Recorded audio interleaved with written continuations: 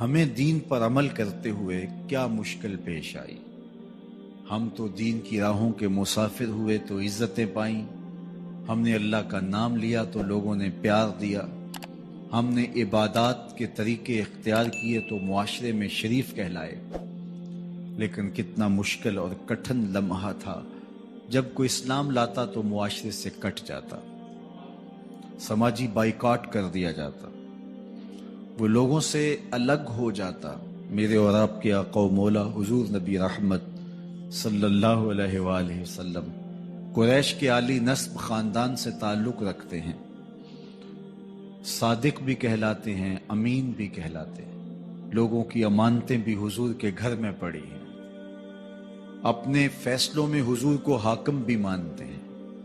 لیکن جب اللہ کی توحید کا اعلان کیا، جب لوگوں کو راہ راست اور راہ حق کی طرف بلایا تو یہ سارے مخالف ہو جاتے ہیں، حتیٰ کہ اپنے سقے عزیز بھی کتنے دل آزار جملے بولتے ہیں۔ تباً لک ہنالک سائر الیوم الہٰذا جمعتنا، یہ رشتے میں سکا چچا بولتا ہے۔ اللہ اکبر، مشکلیں سہی، تکلیفیں سہی، سماجی مقاطعہ ہوا، سوشل بائیکاٹ ہوا۔ شاب ابی طالب کے 3 سال کس کٹھن حالات میں حضور اور حضور کے غلاموں نے اور خاندان والوں نے کاٹے، حتیٰ کہ درختوں کے پتے کھا کھا کے گزر اوقات ہوتی تھی۔ معاہدہ لکھ کے کعبۃ اللہ کے ساتھ لٹکا دیا گیا، اور یہ اتنے سنگ دل ثابت ہوئے کہ باہر سے کوئی تجارتی قافلہ آتا جس کے پاس اغذیہ ہوتی، کھانے پینے کی اشیاء ہوتی، تو ان کو ادھر جانے نہ دیتے، مبادا کہیں یہ خرید نہ لیں۔ ان کا خیال یہ تھا کہ یہ بھوک سے دم توڑ جائیں، اور نیا دین جو لے کر کے آئے ہیں وہ شعب ابی طالب میں اس گھاٹی کے اندر ہی اپنے آخری دن پورے کرے۔ لیکن جس کو اللہ نے سر بلند کرنا ہو، عزت دینی ہو، جس دین کو پوری دنیا کے اوپر غالب ہونا تھا، اس کو کون روک سکتا تھا؟ اللہ کے محبوب علیہ الصلوۃ والسلام نے محنت، تندہی، کوشش اور کد و کاوش کے ذریعے لوگوں تک پیغام حق کا ابلاغ کیا۔ سب سے پہلے حضور کی اہلیہ حضرت سیدہ خدیجہ الکبریٰ رضی اللہ تعالی عنہا ایمان لاتی ہیں۔ حضور علیہ السلام کے قریبی دوست، گہرے دوست حضرت سیدنا ابو بکر رضی اللہ تعالی عنہ ایمان لاتے ہیں۔ حضرت علی المرتضیٰ رضی اللہ تعالیٰ عنہ اگرچہ نو عمر ہے، لیکن سینے پہ ہاتھ رکھ کے کہتے ہیں جان و دل فدا کروں گا حضور آپ پہ۔ حضرت بلال حبشی اسلام لاتے ہیں، حضرت عمار ابن یاسر، حضرت سمیہ، حضرت یاسر اسلام لاتے ہیں۔ 38 لوگ ایک ایک کر کے اسلام میں داخل ہوئے۔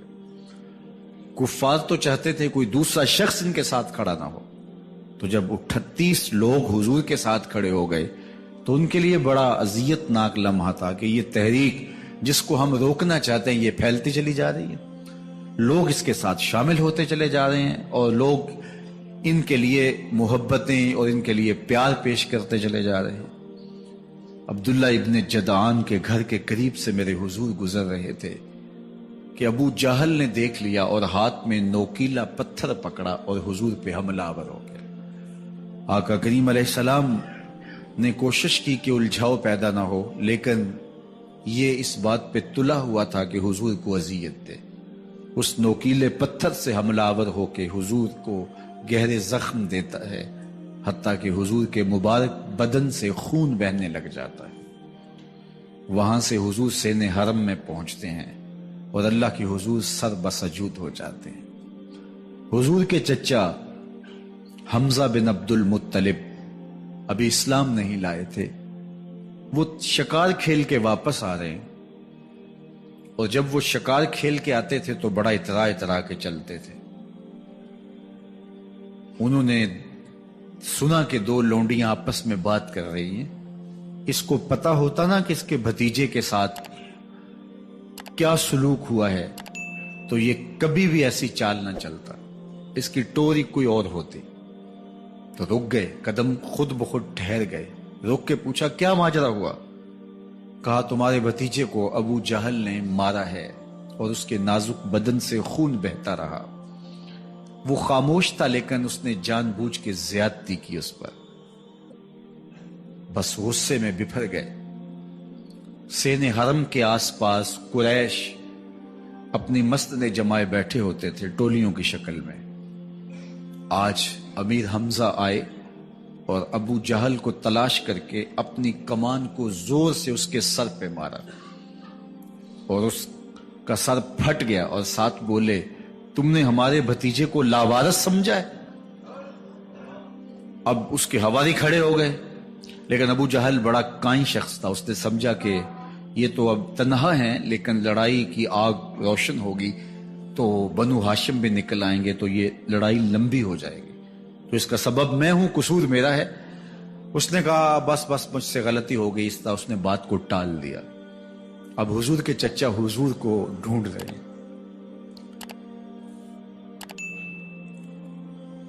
سین حرم میں حضور علیہ السلام اللہ کے حضور سر بسجود ہیں۔ یہ پاس جا کے کھڑے ہو گئے اور کہا یا ابن اخی، اے میرے بھائی کے بیٹے، اے میرے بھتیجے۔ لیکن حضور سر نہیں اٹھایا۔ اللہ کے حضور اپنے دکھڑے بیان کر رہے ہیں۔ اسی کسے دے کچھ نہیں لگ دے تے نہ کوئی ساڈا دردی۔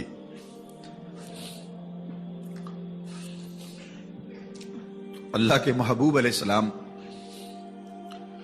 اللہ کے حضور سر بسجود ہے۔ انہوں نے پھر کہا یا ابن اخی، اے میرے بھائی کے بیٹے، اور انہیں بے چینی ہے کہ بتاؤں کہ حوصلہ رکھو میں تمہارا بدلہ لے لیا، لیکن حضور سر نہیں اٹھا رہے۔ تیسری مرتبہ پھر آواز دی، حضور نے سر اٹھایا، آنکھیں آنسوں سے بھری ہوئی تھی،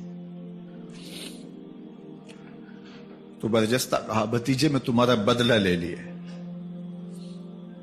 میرے حضور نے فرمایا چچا مجھے اس کی کوئی خوشی نہیں ہوئی۔ یہ حیرت زدہ ہو گئے کہ اتنا بڑا کام، اس وقت مکے کا اتنا بڑا سورما، اور میں اس سے ٹکرا کے آیا ہوں اور یہ کہہ رہے ہیں مجھے کوئی خوشی نہیں ہوئی۔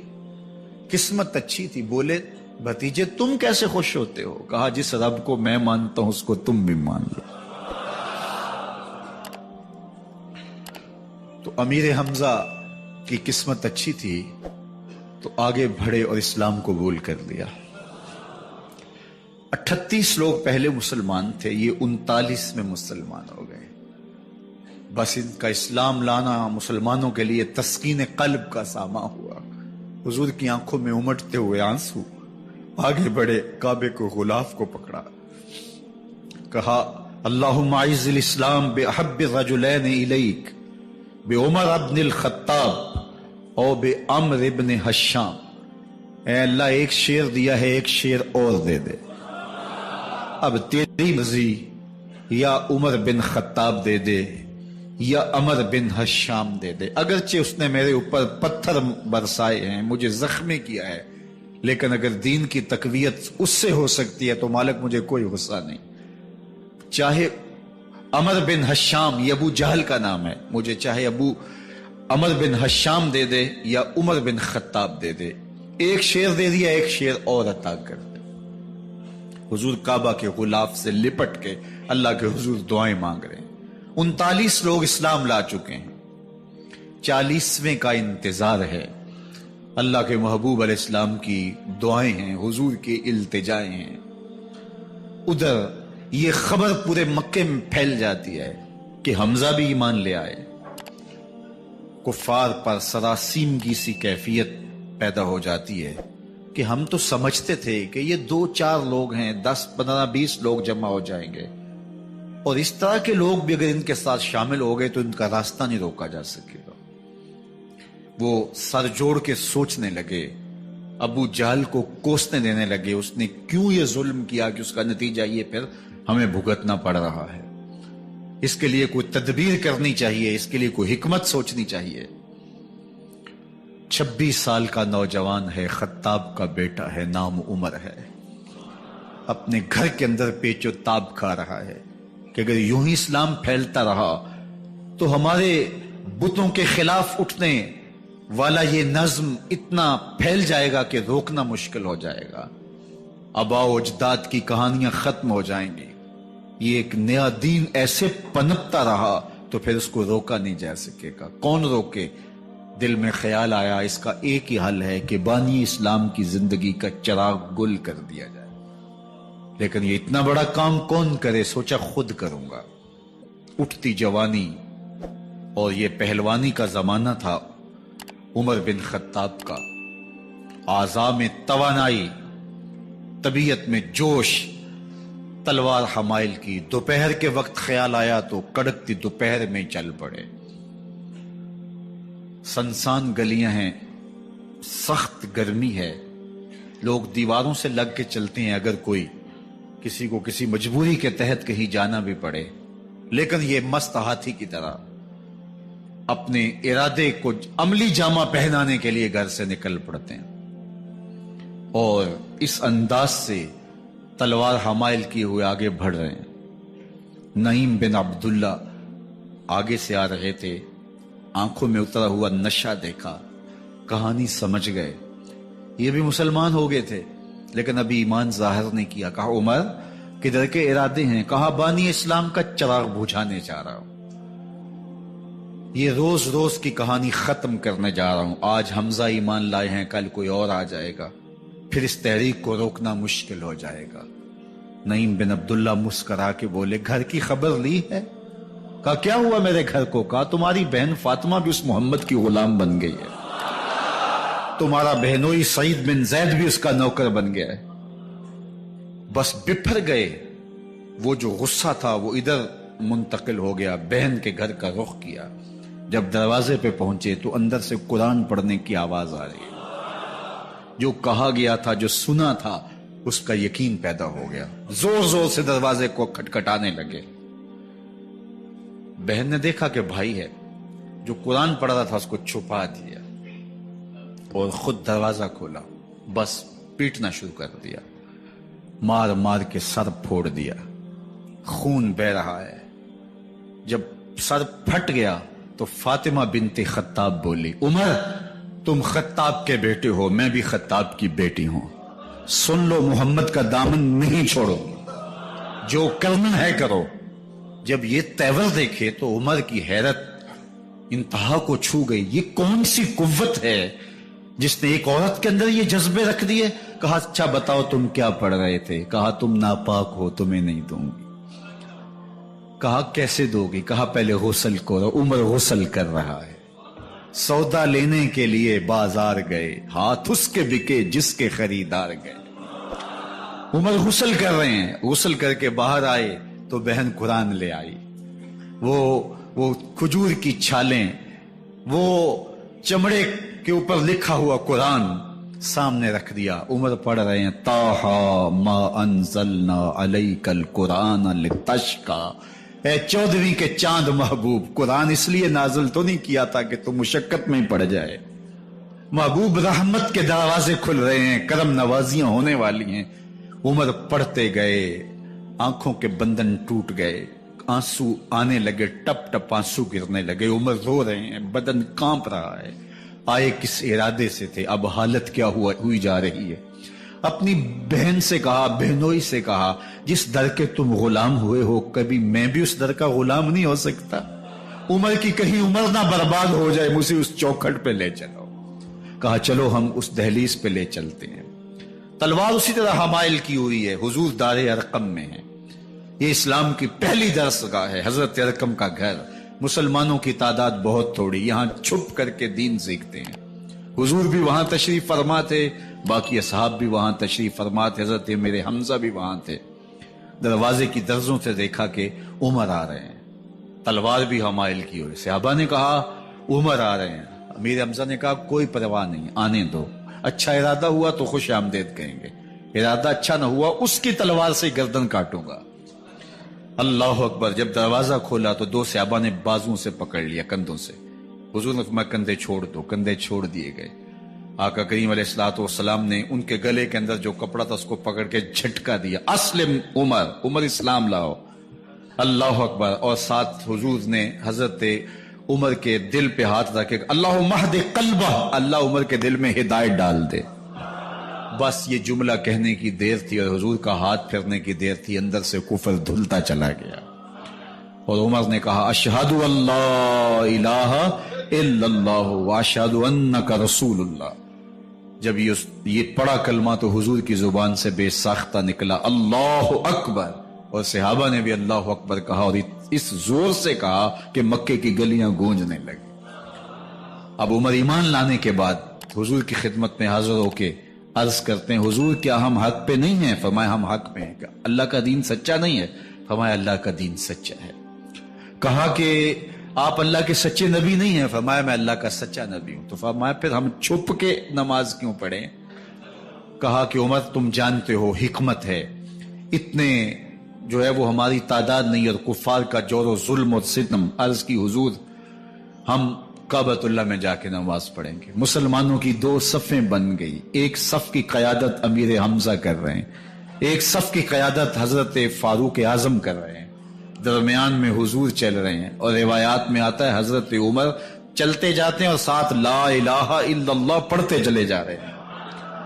اور پھر جا کے وہاں پہنچے تو وہاں جو صنادید قریش تھے ان پر سختہ طاری ہو گیا۔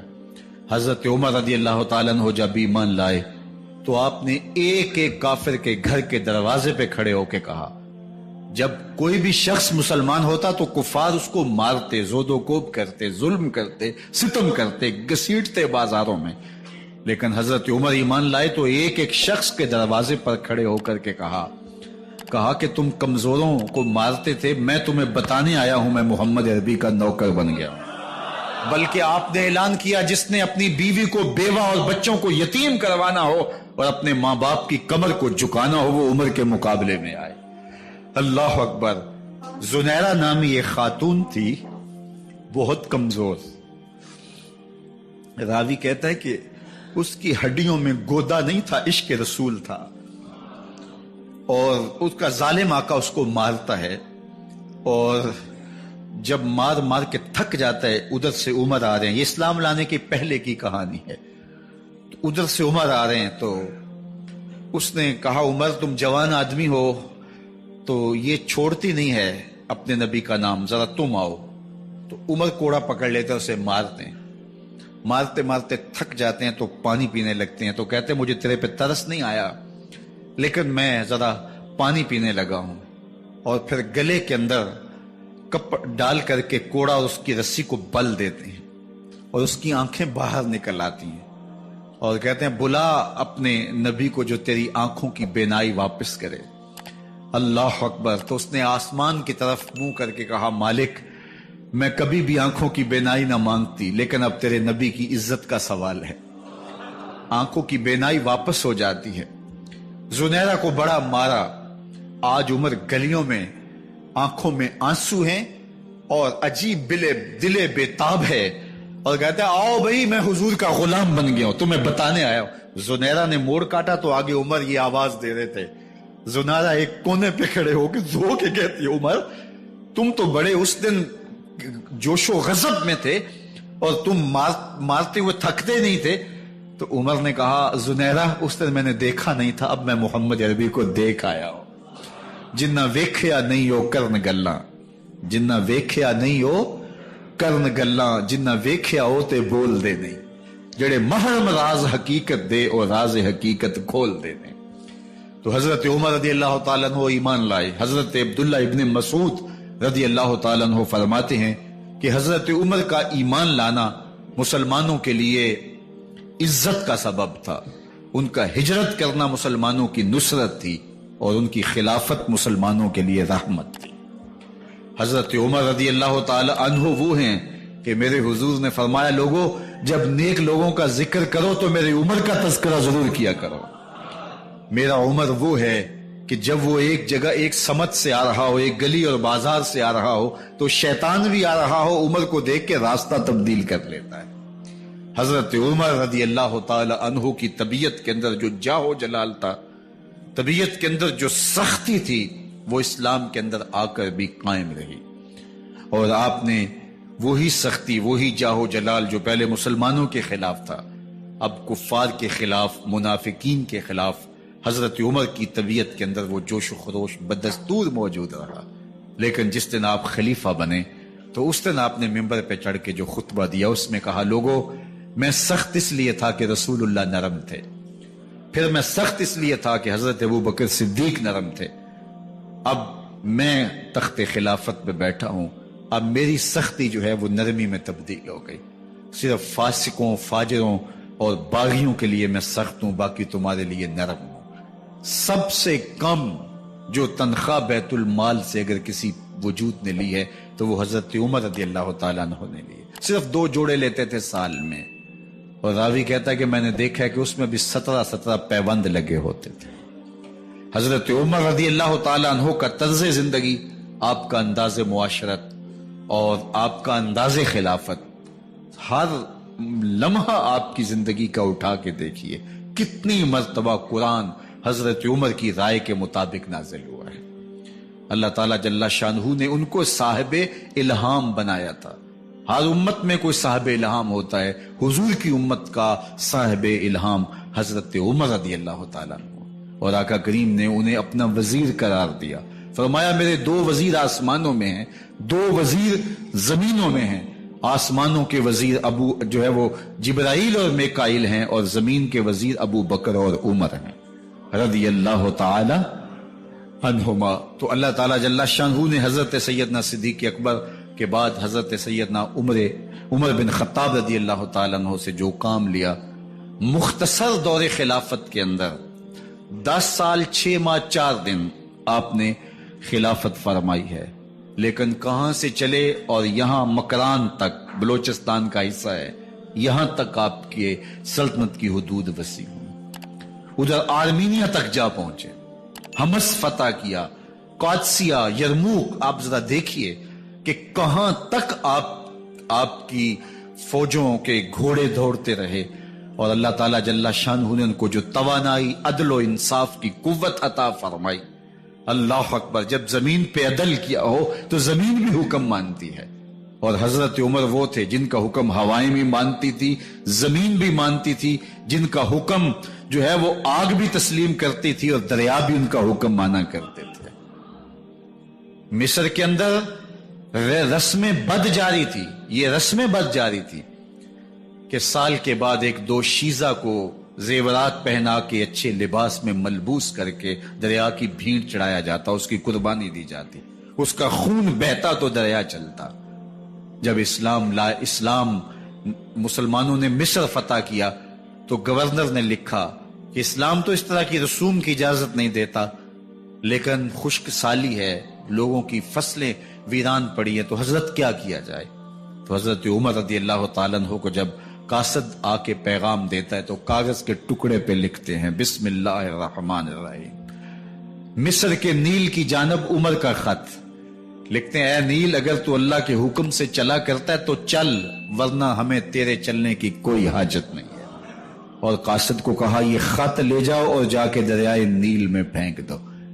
قاصد جا کے خط دریائے نیل میں پھینک دیتا ہے، پانی آتا ہے، ایسا دریائے نیل چلا 14 صدیاں ہوئی ہیں آج تک کبھی بند ہی نہیں ہوا۔ دریا حکم مانتے ہیں، آگ نکلتی ہے، لوگ حضرت عمر رضی اللہ تعالی عنہ کے پاس آئے، حضرت لاوا پھوٹا ہے، آگ نکل رہی ہے اور مدینے کی طرف بڑھ رہی ہے، اب کیا کیا جائے؟ فائر بریگیڈ تو زمانے میں تھی نہیں۔ عمر نے اپنی قمیض اتاری، جس قمیض پہ 17 پیوند لگے ہوئے تھے چمڑے کے، کہا یہ قمیض لے جاؤ، جدھر آگ بڑھ رہی ہے آگے ڈھالنا، آگ پیچھے بھاگ جائے گی۔ زلزلہ آتا ہے تو زمین پہ دہرا مارتے ہیں، زمین رک جا، کیا عمر نے تیری چھاتی پہ عدل نہیں کیا ہے؟ تو یہ عمر ہیں رضی اللہ تعالی عنہ کہ جن کے انصاف کی وجہ سے، جن کے عدل کی وجہ سے اللہ تعالیٰ کی رحمات اور اس کی برکات کا نزول ہوتا تھا، اور اللہ تعالیٰ نے مسلمانوں کو وہ آبرومند حکومت دی۔ کائنات کی تاریخ کے اندر ایسی حکومت آپ نے نہیں دیکھی ہوگی جو حضرت عمر نے حکومت کی ہے۔ اللہ اکبر، فرمایا فرات کے کنارے پہ ایک کتا بھی پیاسا مر گیا تو اس کا حساب بھی عمر سے ہوگا۔ جب اتنے علاقے فتح ہو گئے تو ایک دن حضرت عمر بیٹھ کے رو رہے تھے، تو کسی نے کہا حضرت رو کیوں رہے ہیں؟ فرمایا کہ میں اس لیے رو رہا ہوں کہ فلاں پل سے بکریاں گزری ہیں، تو پل کے اندر شکستگی تھی، ٹوٹا ہوا تھا پل درمیان میں کچھ، اس میں ایک بکری کی ٹانگ ٹوٹ گئی ہے، تو میں ڈرتا ہوں کہیں اس کا حساب نہ لیا جائے کہ میرا رب یہ نہ پوچھے کہ عمر تو نے پل صحیح تعمیر نہیں کروائے تھے کہ ایک بکری کی ٹانگ کیوں ٹوٹی ہے۔ یہ ہے حضرت عمر رضی اللہ تعالی عنہ۔ اللہ اکبر۔ حضرت سیدنا عمر رضی اللہ تعالیٰ عنہ کی پوری زندگی آپ دیکھ لیجئے، آپ دن کو گھر میں بیٹھتے ہیں، دربار خلافت میں بیٹھتے ہیں، اور آپ کا دربار خلافت کیا ہے؟ کوئی عالی نصب محل نہیں ہے، مسجد نبوی کا صحن ہے، وہاں بیٹھ کے فیصلے ہو رہے ہیں۔ باہر سے سفیر آتا ہے اور آ کے پوچھتا ہے کہ میں امیر المومنین کے، مسلمانوں کے حکمران کے دارالامارہ میں محل میں جانا ہے، تو وہ مسکرا کے کہتے ہیں ہمارے امیر کا تو کوئی محل نہیں ہے۔ کہا کہاں ہے تمہارا امیر؟ کہا مسجد نبوی میں ہوگا یا بیت المال کے اونٹوں کی دیکھ بھالی کر رہا ہوگا، ان کی دیکھ بھال میں لگا ہوگا۔ وہ جب گئے تو مسجد میں نہیں ہے، اللہ اکبر، وہاں گئے تو وہاں بھی نہیں ہے۔ پھر کیا دیکھتے ہیں کہ عمر رضی اللہ تعالی عنہ جنت البقیع کے پاس ایک درخت کے نیچے اینٹ کا سرانہ رکھ کے سوئے ہوئے، تو اس نے کہا عمر تو نے عدل کیا ہے، تجھے کچی اینٹ پہ بھی نیند آ گئی، ہمارے حکمرانوں نے انصاف نہیں کیا، اور وہ بند اور محفوظ کمروں کے اندر بھی سکون اور چین کی نیند نہیں سو سکتے۔ حضرت سیدنا عمر رضی اللہ تعالیٰ عنہ نے اس طرح ان امور سلطنت نبھائے۔ آپ دن کو لوگوں کی دیکھ بھالی کرتے، لوگوں کی ضروریات سنتے سمجھتے، اور جب رات پڑتی لوگ سو جاتے، عمر مدینے کی گلیوں میں پہرا دیتے۔ کائنات نے کوئی ایسا بھی حکمران دیکھا ہوگا؟ اللہ اکبر۔ وہ مجاہد جو مختلف محاذات پہ گئے ہوئے ہوتے، ان کے گھروں کی دیکھ بھالی کرتے، ان کی ضروریات کا خیال رکھتے، ان کی آبرو کا پہرا دیتے۔ راتوں کی تنہائیوں کے اندر حضرت عمر اٹھتے اور جا کے گشت کرتے، چکر لگاتے، دیکھتے کوئی آنکھ پر نم نہ ہو، مفلسی کا کسی گھر میں ماتم نہ ہو، لوگوں کی ضروریات کا خیال رکھتے۔ اللہ اکبر۔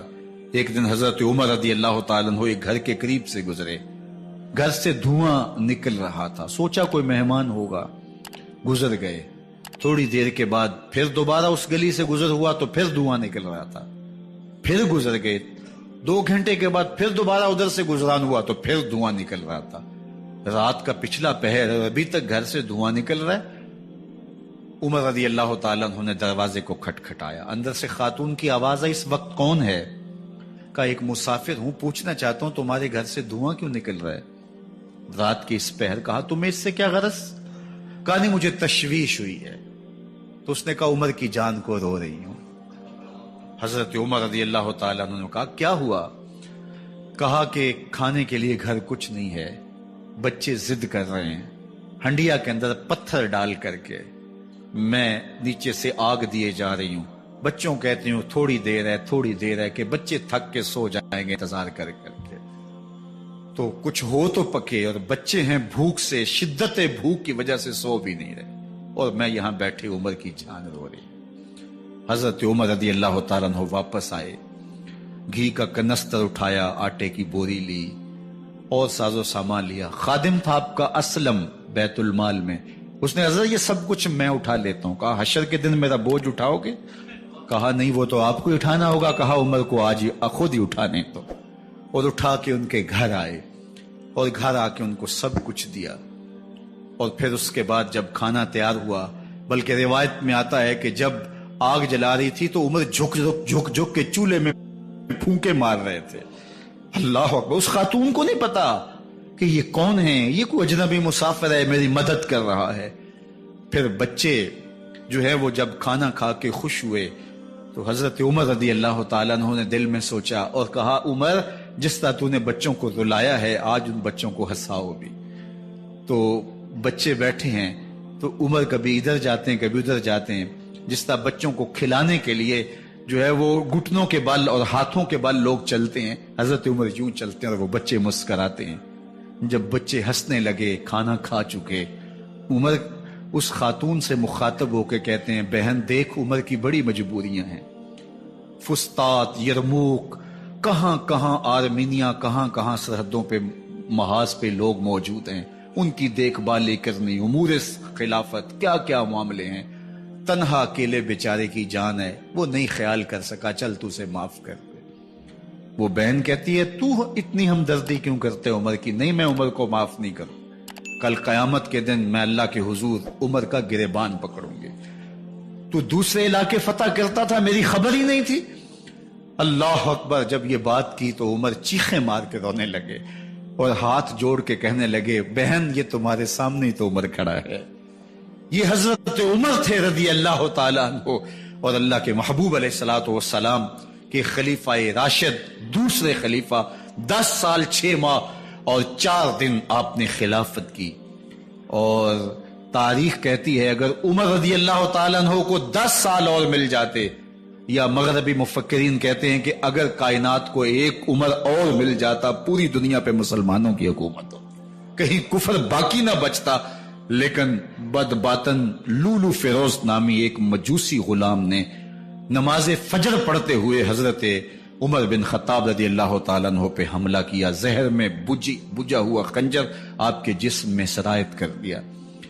آپ وہاں سے اٹھا کے گھر لائے گئے اور 4 دن تک مسلسل آپ اس اذیت اور تکلیف میں رہے۔ جب آخری وقت آیا تو اپنے بیٹے کو بلایا، کہا بیٹا میں نے ام المومنین سیدہ عائشہ رضی اللہ تعالیٰ عنہ سے پوچھا ہوا ہے کہ میرے مرنے کے بعد حضور علیہ السلام کی قربت میں مجھے جگہ دے دی جائے۔ ہو سکتا ہے میں امیر المومنین مسلمانوں کا خلیفہ ہوں تو اس وجہ سے انہوں نے اجازت دے دی ہو، جب میں فوت ہو جاؤں تو ظاہر خلیفہ نہیں رہوں گا، تو پھر جا کے ان کو دوبارہ کہنا کہ میرے باپ کا پیغام ہے، اگر وہ اجازت دیں تو مجھے حضور کی قربت میں دفن کر دینا، اور اگر وہ اجازت نہ دیں تو پھر جنت البقیع میں مجھے دفن کر دینا۔ جب حضرت سیدنا عمر بن خطاب رضی اللہ تعالیٰ عنہ کا انتقال ہو گیا تو آپ کے صاحبزادے ابن عمر حضرت عائشہ رضی اللہ تعالیٰ عنہا کے پاس گئے، کہا کہ میرے باپ کا سلام ہے آپ کے نام، انہوں نے آپ کو زندگی میں کہا تھا کہ حجرہ انور میں سیدنا صدیق اکبر کے ساتھ 2 گز جگہ مجھے بھی نصیب ہو جائے، تو آپ نے اجازت دے دی تھی۔ تو میرے والد گرامی نے فوت ہوتے ہوئے کہا کہ دوبارہ ام المومنین کے پاس جانا اور دوبارہ پوچھنا۔ اس وقت تو میں امیر المومنین تھا، ہو سکتا ہے وعدہ کر لیا ہو، لیکن اب اگر آپ اجازت دیں تو یہاں ہم قبر ان کے لیے کھود لیں، ورنہ ہم جنت البقیع میں دفن کر دیں۔ تو ام المومنین سیدہ عائشہ رضی اللہ تعالیٰ عنہ رو پڑی اور فرمایا یہ جگہ میں نے اپنے لیے رکھی تھی، لیکن عمر نے اسلام کے لیے خدمت اتنی کی ہے کہ میں نے خود ترجیح دی ہے، اس لیے میں اجازت دیتی ہوں کہ یہاں عمر کو دفن کیا جائے۔ اللہ اکبر! اور پھر وہاں حضرت عمر رضی اللہ تعالی عنہ کو دفن کیا گیا۔ یہ قبر میرے حضور کی ہے، 7 حضرت صدیق اکبر ہیں، 7 حضرت عمر فاروق رضی اللہ تعالی عنہ ہیں۔ جے شک ہووی تے چل مدینے، جے شک ہووی تے چل مدینے، ویخ لے جوڑ مزاراں دا، بن یار نبی دیاں یاراں دا۔ حضور نے فرمایا ایک دن مسجد نبوی سے باہر نکل رہے تھے اور کچھ لوگ مسجد میں داخل ہو رہے تھے، حضور نے دائیں ہاتھ سے ابو بکر کا ہاتھ پکڑا تھا اور بائیں ہاتھ میں حضرت عمر کا ہاتھ تھا، اور جب لوگوں کو آتے ہوئے دیکھا ان کو مخاطب کرتے ہوئے کہا ہاکذا نبعث یوم القیامہ، قیامت کے دن ہم قبروں سے یوں ہی اٹھائے جائیں گے، میرے دائیں ہاتھ میں ابو بکر کا ہاتھ ہوگا، بائیں ہاتھ میں عمر کا ہاتھ ہوگا۔ جے شک ہووی تے چل مدینے، آویخ لے جوڑ مزاراں دا، بن یار نبی دیں یاراں دا۔ تو میرے حضور نے فرمایا جب اچھے لوگوں کا ذکر کرو تو میرے عمر کا ذکر بھی ضرور کیا کرو۔ تو حضرت عمر رضی اللہ تعالی عنہ اللہ کے محبوب کے محبوب ہیں، باقی صحابی مرید ہیں، حضرت عمر میرے حضور کی مراد ہیں، اللہ سے مانگ کر کے لیا ہے، اللہ عمر بن خطاب عطا کرتے، اور پھر اللہ نے عمر کی صورت میں اسلام کو وہ عظیم تحفہ دیا جس سے اسلام کی عزت بڑھی اور شان و شوکت میں اضافہ ہوا، اور اسلام کے جھنڈے 4 داغ عالم کے اندر لگ گئے۔ اللہ مجھے آپ کو حضرت عمر کے نقوش پاک کی برکتیں عطا فرمائے، اور ہمارے حکمران